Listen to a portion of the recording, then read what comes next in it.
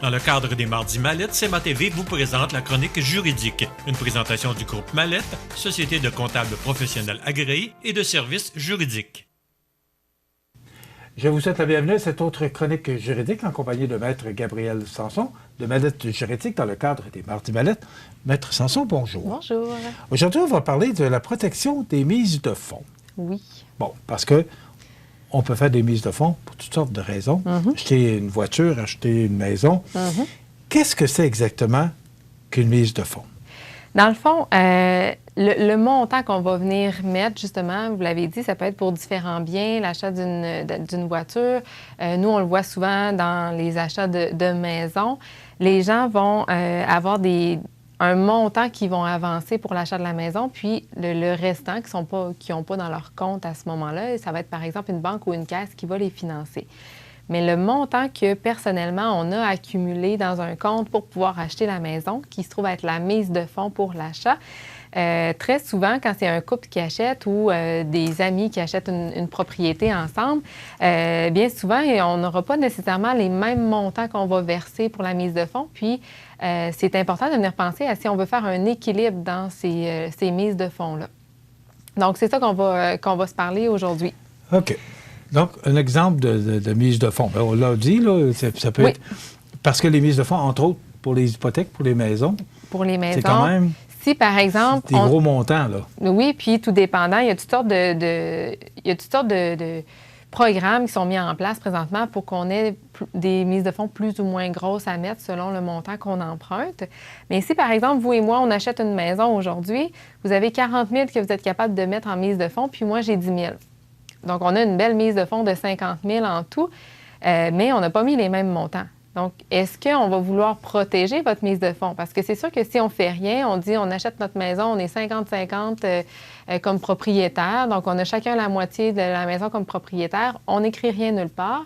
Ce qui arrive, c'est qu'à la vente de la maison, si on n'a rien écrit par la suite non plus, on se partage le profit 50-50 aussi.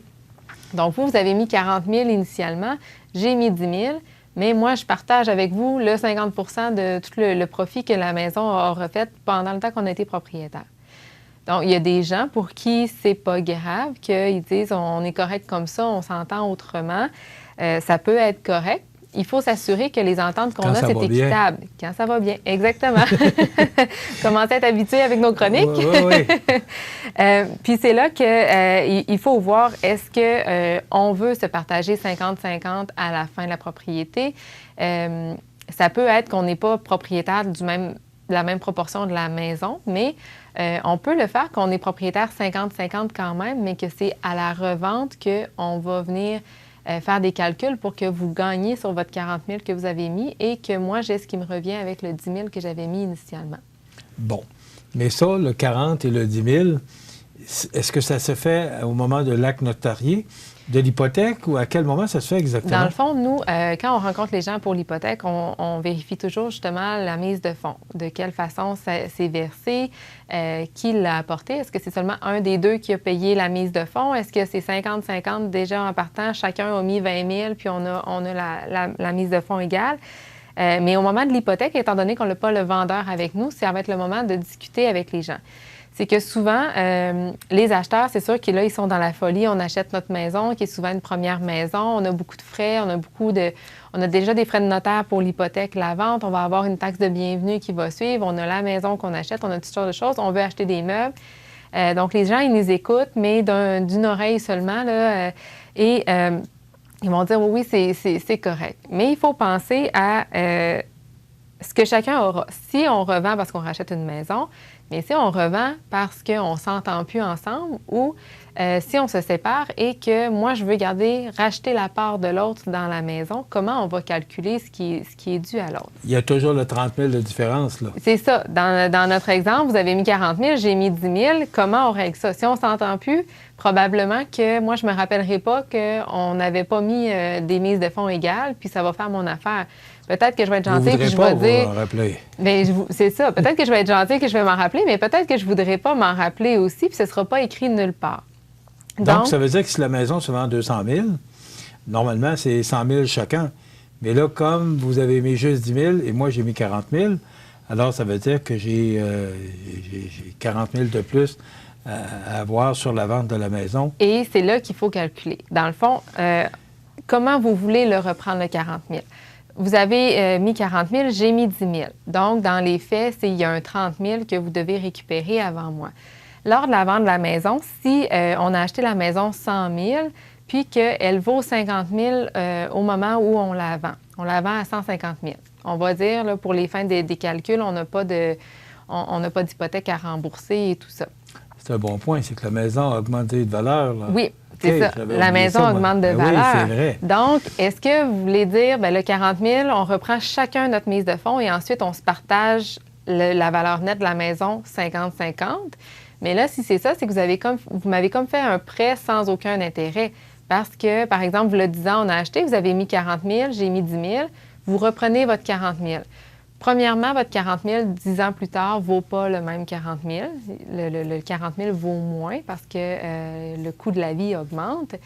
Et si vous ne récupérez pas de plus-value, c'est comme si vous disiez, bien, il y a 10 ans, Gabriel, je t'ai fait un prêt de 40 000. Sans intérêt. Toi, c'est ça, un prêt sans intérêt.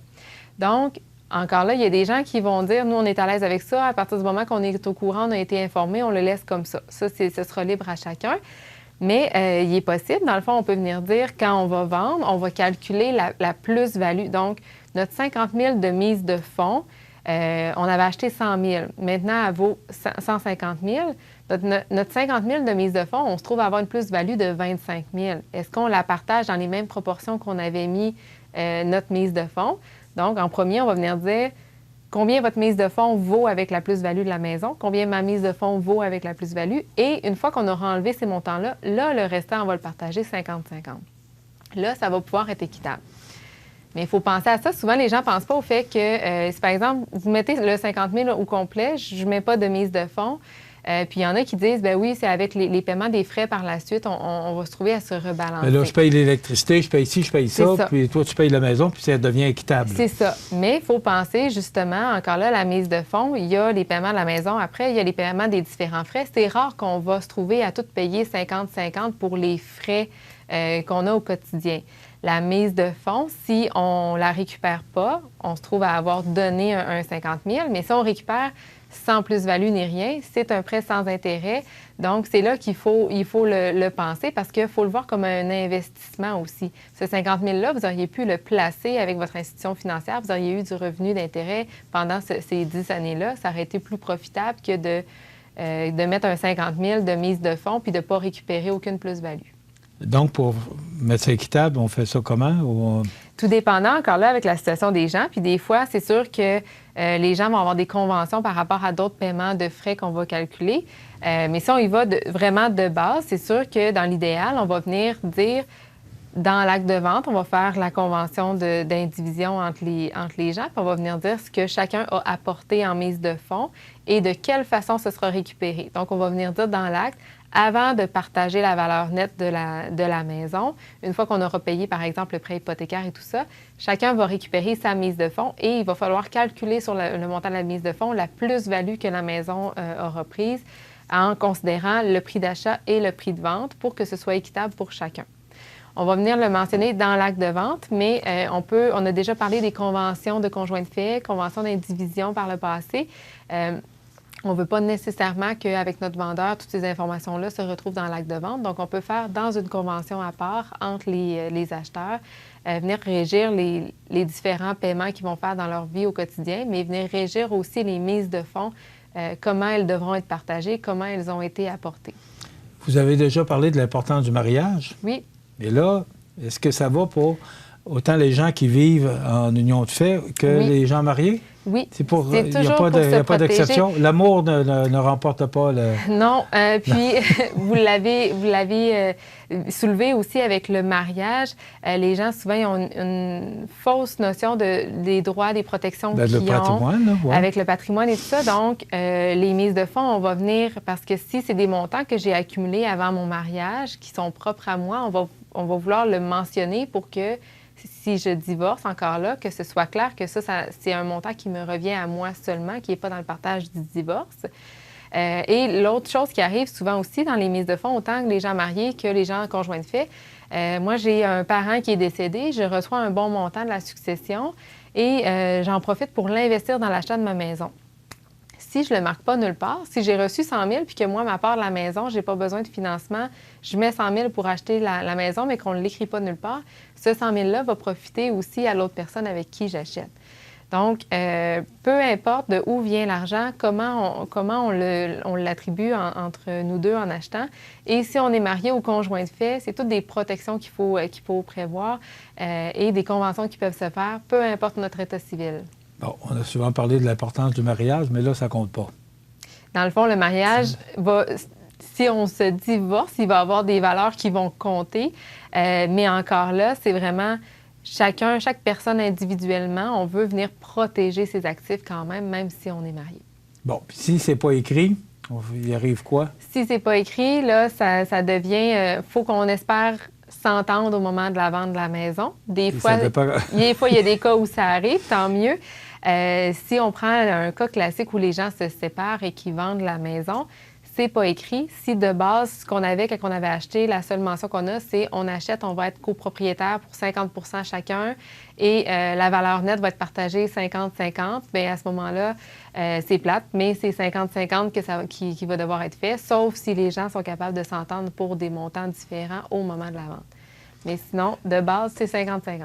Je reviens sur ce que vous avez dit par rapport aux 10 000 et aux 40 000 qui ont fluctué pendant toutes ces années-là.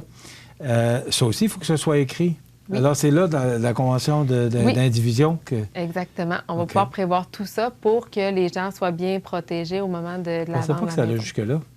Ça peut aller très loin, mais on ne le sait pas. Tout va très loin, mais on ne le sait pas souvent. OK. Donc, la mise de fonds, peu importe les mises de fonds, admettons, vous avez donné 40 000, j'ai donné 40 000. Est-ce que cette convention-là s'impose aussi? C'est que la convention va pouvoir s'appliquer pour les mises de fonds. Là, dans le cas où on a des mises de fonds égales, si on est copropriétaire 50-50 dans la maison... Qu'on est 100 égal? Oui, tout est égal. Puis que si on prend pour acquis que vraiment on a les salaires pour être capable de payer tous les frais à 50 % chacun, c'est sûr qu'on peut avoir la convention d'indivision de base de quand on achète qu'on dit tout est 50-50. Mais ils sont très rares les cas où vraiment cette convention-là de base, où par la loi, automatiquement, on est 50-50, donc tout est partagé à moitié-moitié. Ils sont très rares les cas où ça arrive. Vraiment, ce qu'on essaie d'informer les gens, puis le plus possible qui nous écoutent, c'est de faire des conventions. Parce que c'est beau une fois la maison est achetée, mais par la suite, on a aussi d'autres ententes pour comment on paye les frais, qui paie quoi, dans quelle proportion, est-ce que c'est proportionnel avec nos salaires, est-ce que peu importe notre salaire, on doit payer chacun la moitié des frais. C'est toutes des choses que ça, c'est important de mettre dans une convention parce que quand ça va bien, mais si on se sépare, on va avoir cette convention-là qui va nous permettre de régler ces aspects financiers-là beaucoup plus facilement que d'essayer de s'entendre entre nous. Souvent, ça va permettre de régler une partie de la séparation un petit peu moins difficilement que quand on n'a pas de convention. Il reste à peu près 90 secondes. Est-ce que ça doit être mis dans le testament ou si la convention d'indivision suffit?